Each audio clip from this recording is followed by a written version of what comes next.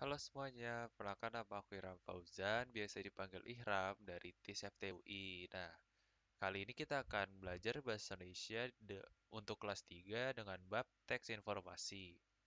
Sebelum kita memulai pembelajaran, alangkah baiknya kita berdoa terlebih dahulu. Berdoa dimulai.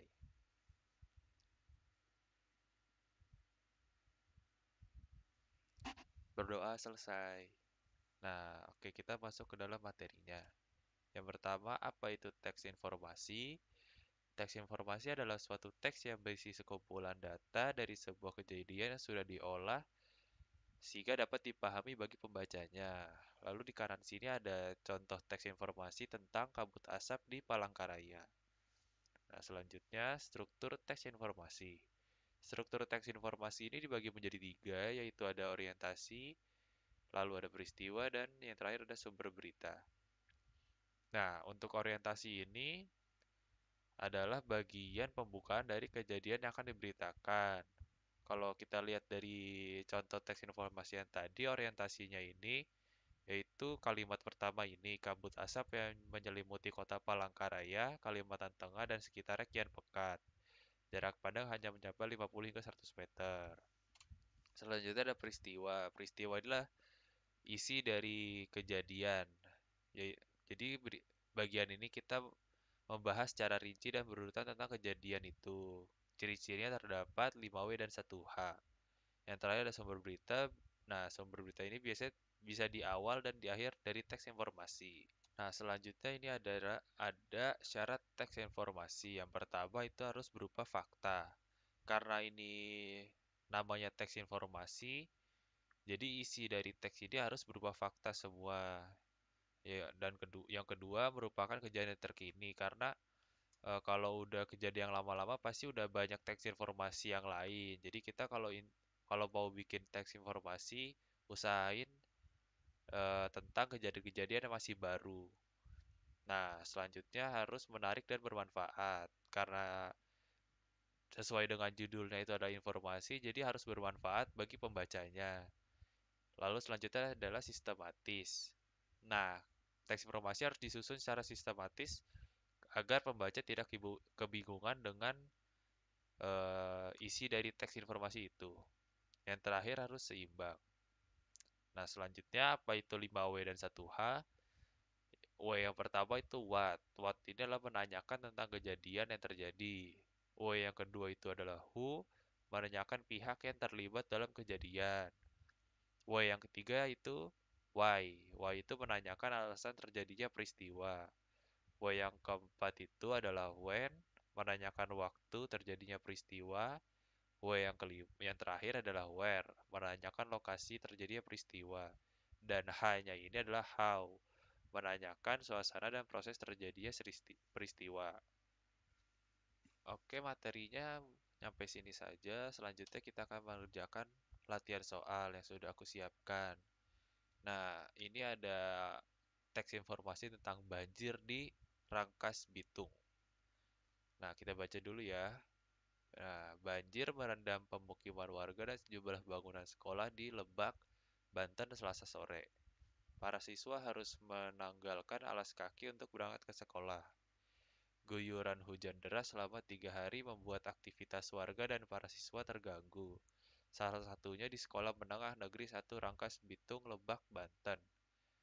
Banjir setinggi 30 hingga 50 cm membuat siswa harus berjalan menerjang genangan menuju sekolah tanpa alas kaki. Meski demikian, para siswa tetap semangat belajar. Hingga tadi malam, hujan masih mengguyur wilayah Rangkas Bitung, Lebak, Banten. Warga berharap sistem saluran air segera diperbaiki. Nah, untuk soal yang pertama, apa yang sedang terjadi? Nah, gampang nih.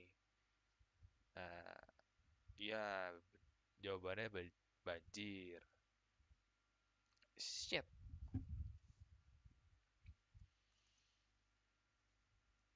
Nah, untuk soal yang pertama ini adalah Ish, fuck.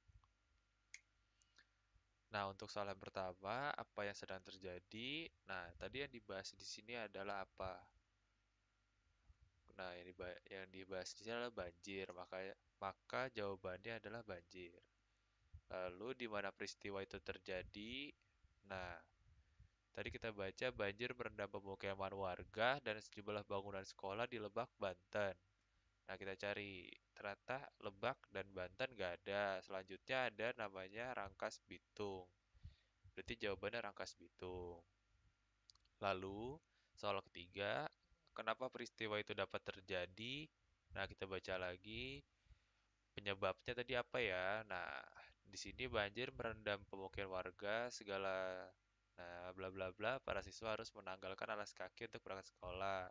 Nah, selanjutnya ada guyuran hujan deras selama 3 hari membuat aktivitas warga dan para siswa terganggu. Nah, berarti penyebabnya adalah guyuran hujan deras selama 3 hari. Nah, jawabannya B.